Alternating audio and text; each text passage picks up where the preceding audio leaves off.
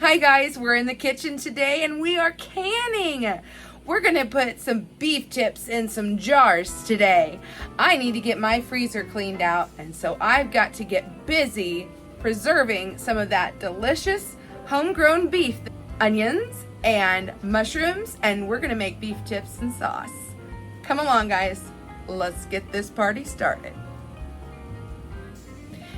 Natasha over at Budget Preppers invited me to be a part of her May It Last collaboration. It's a really neat thing. You can can, freeze dry, dehydrate, pickle, whatever. You get to show how you like to preserve foods so that you can use it at a later time. Now the way this collaboration works is in the description box there will be a link that you actually will follow to enter to win. It's a little bit different than what I usually do, but we're gonna give this a try and see how it works. I'm excited to be a part of it, and I'm excited that you are here too. So lucky, I have such a great butcher. They do such a fantastic job. They double bag it for me.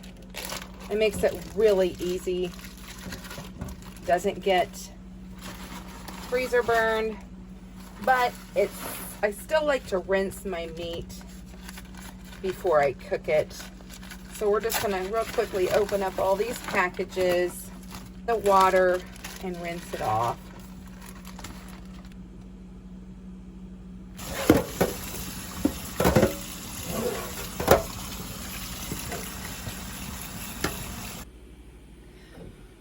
We have moved over to the other counter here where I'm going to start searing off the meat. I'll use just a little bit of oil. If you have an extra virgin olive oil, that would be the preferred oil to use. And you just want to make sure that you're pat it dry and just use a little bit of oil each time and do in batches.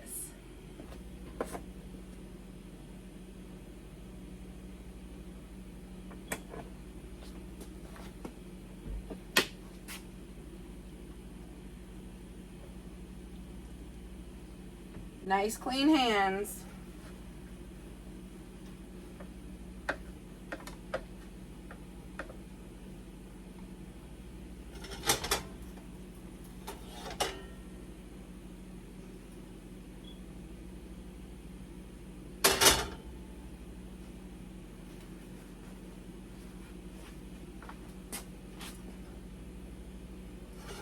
Whatever you do, don't crowd the pan.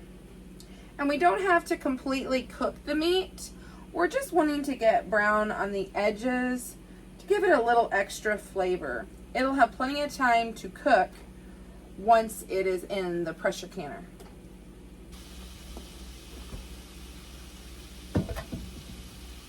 This is the pan that I will be putting the meat in after it cooks.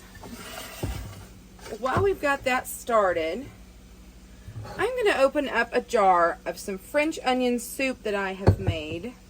We didn't use this as much as we thought we would. And I thought rather than using water, why wouldn't you use broth? But even better, this delicious, basically onion broth that also has beef broth in it would make a fantastic addition and just give it so much more flavor. But I want to measure out the broth without the onions. We're just going to run it through this and separate it and add it to that bowl.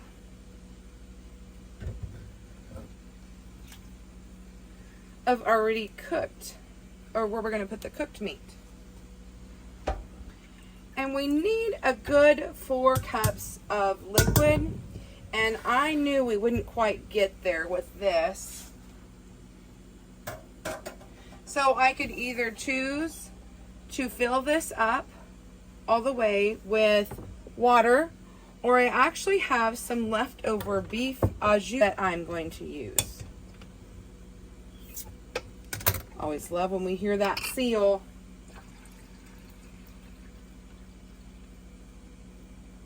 And what this was is I had made too much of this for when I was making the onion soup.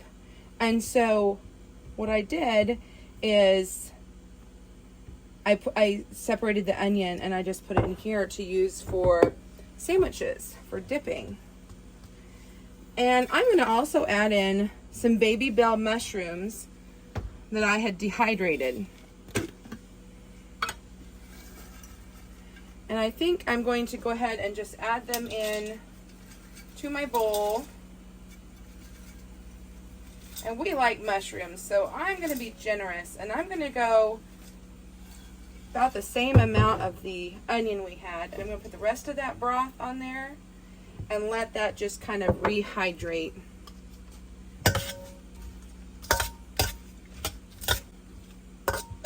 Put those mushrooms in that liquid, and they're just going to drink that right on up. Now, dehydrated things take just a little bit longer than freeze-dried do, so that's why I wanted to get this started right away. As we like mushrooms, I think I'm actually going to put double the amount of mushrooms as there was onions. I just think we'll like that. Okay, let's go check on our meat over there. Looks like the meat is starting to cook. You can see where it's still pink on top, but it's starting to turn a little brown on the sides. But I'm going to let it go ahead and continue to cook a little bit more because I want to get a slight sear on there. Now, if you're doing this yourself, it looks like I could have done a little more trimming with the meat. So if you don't get stew meat, then you can use a roast or anything you want for this. Just make sure that you trim up the fat and the silver leaf. Okay, this is what you want to start to see. That little bit of brown, that right there, my friends, see that? That's flavor. So we're going to take this and we're going to flip this meat over and cook it for a little bit on the other side before we start the next batch.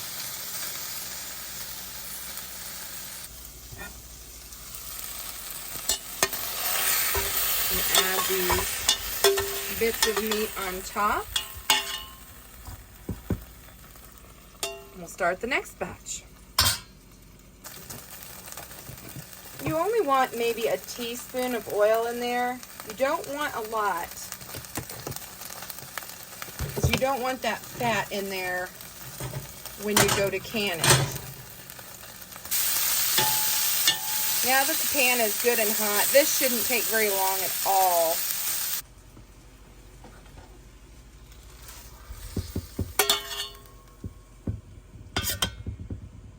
So while the meat is searing, I went ahead and put my water and a splash of vinegar in here, and I'm going to get it to warming up because you want hot water, hot jars, hot canner. Okay, I've got my jars now. Draining off the water because we've got our meat cooked, and now we're going to deglaze our pan. You do this is you can take water, broth, wine, and you just heat this up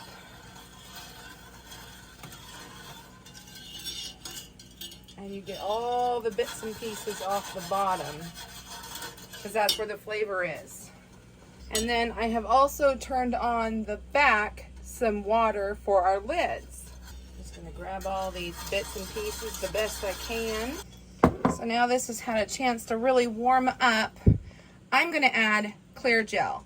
This is a modified cornstarch that is deemed safe for canning. I've used it to make pie fillings, and so now we're going to make almost like a gravy, more of a sauce. I just want something, I don't want a super thick product, but I just want something with a little bit of, a little heavier than just a broth. So we're going to add this, and it needs to come to a boil. Okay, it has started to boil. I need to let this go for 2 minutes.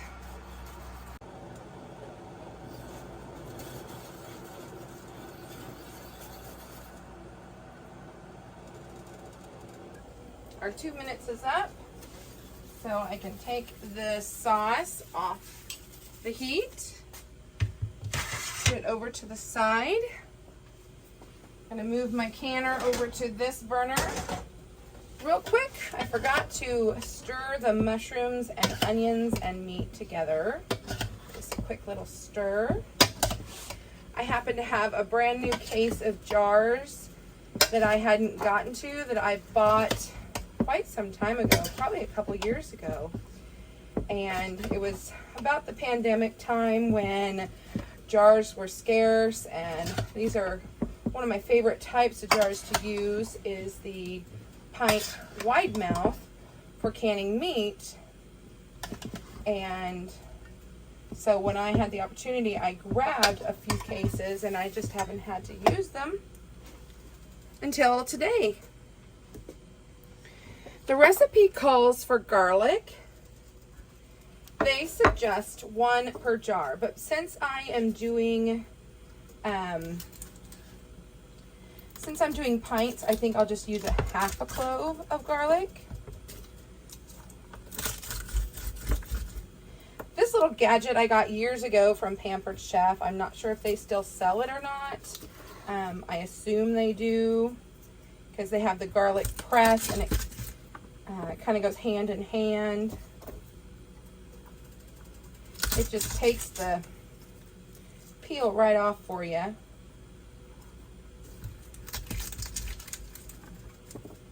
Half of 1 per jar.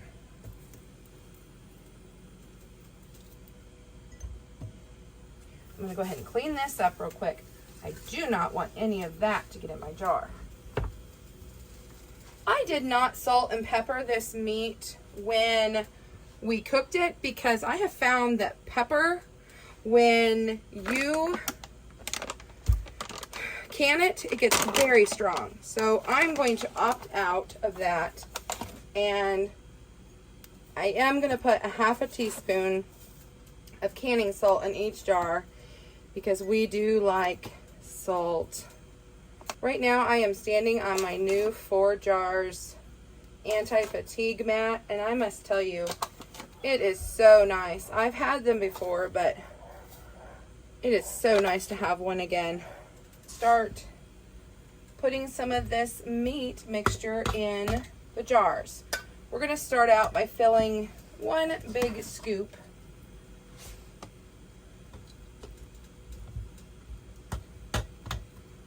And see how far that gets. We might need 2 scoops. I want it about half to 3/4 full.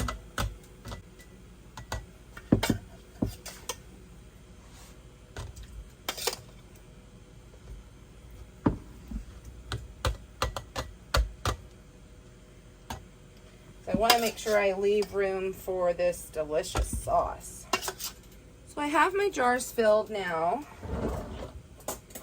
And they are, like I said, half to 3/4 full. I probably could have put a little bit more in there, but it worked out perfectly in these 12 jars just like this. So we'll have plenty of room for this sauce. Normally when you have meat, you want to pack it in pretty good. I just took my little measurer and just kind of poked everything down. Just to kind of see how much room I really had. And when I did that, there was plenty. So we're good on that. Next, I want to put a little bit of this sauce in each of these jars also.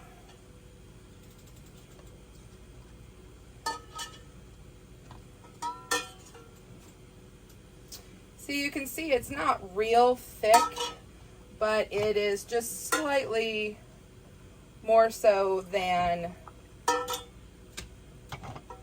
a broth would be. Now I will go through and just kind of poke around.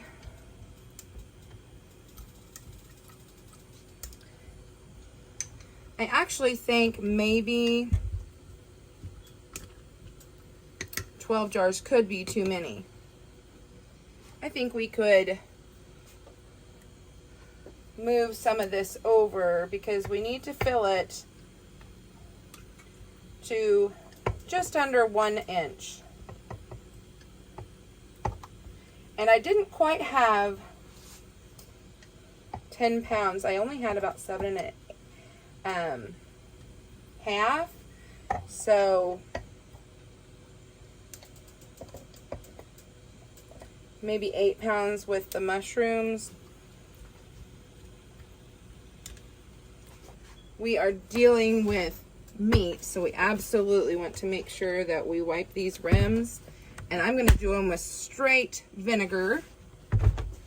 I'm not going to dilute it this time because I do not want anything to prevent that seal. See, there's all kinds of stuff on there.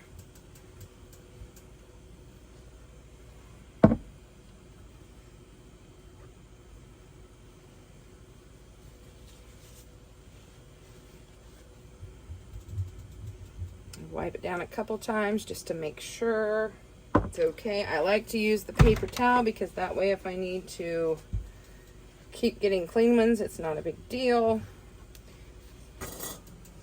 Okay, now I'm ready to put on my lids and your ring. Fingertip tight. Let's do another one together.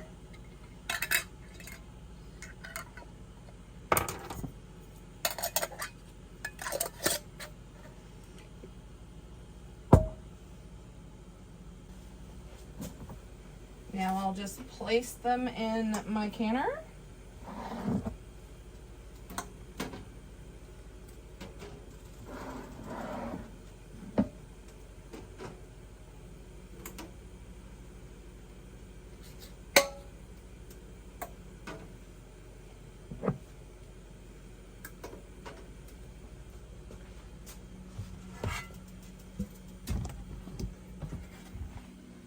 The first row is full, so I'm going to put this in, and I've got 2 more to go in.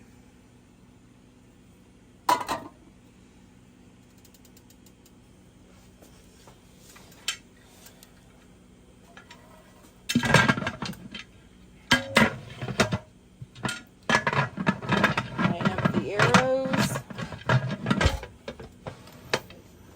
Turn up the heat now, and I have to wait for this to start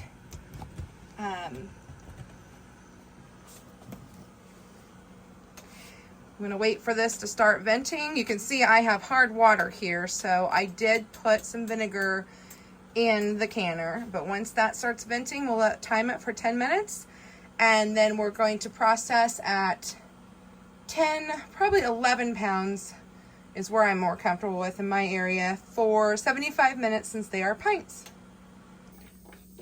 The timer went off, so I shut off the heat, and now I'm going to let it completely cool down before I touch it. Although, because I'm on a coil stove, I do like to move it to another burner. So I carefully moved it over here to cool down, and then once it gets completely cool and this goes down, I will wait a few more minutes and then open it up and pull everything out. Okay, it has stopped.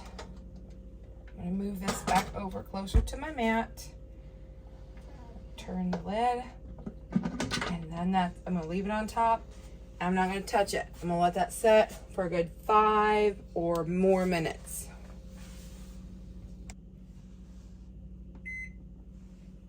Okay, so make sure away from your face always.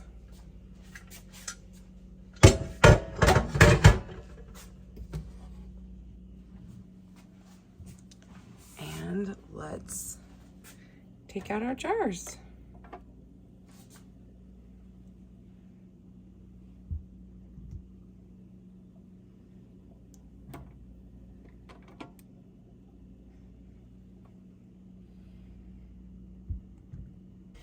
This also works really good to fill out your little shelf. Keep yourself from getting burned. Oh, I hear a seal.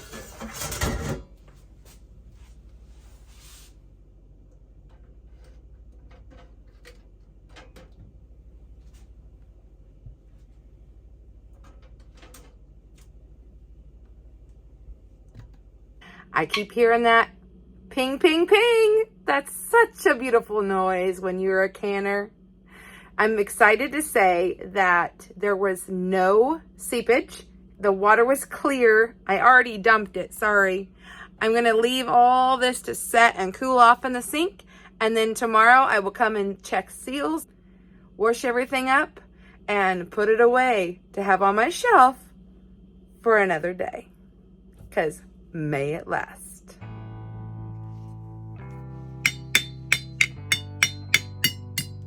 Everyone sealed. This did stay as a sauce and did not thicken like I would consider a gravy. So if I want that gravy, what I'll do is when I warm up the meat, I will add in some cornstarch and water or more broth to make a gravy.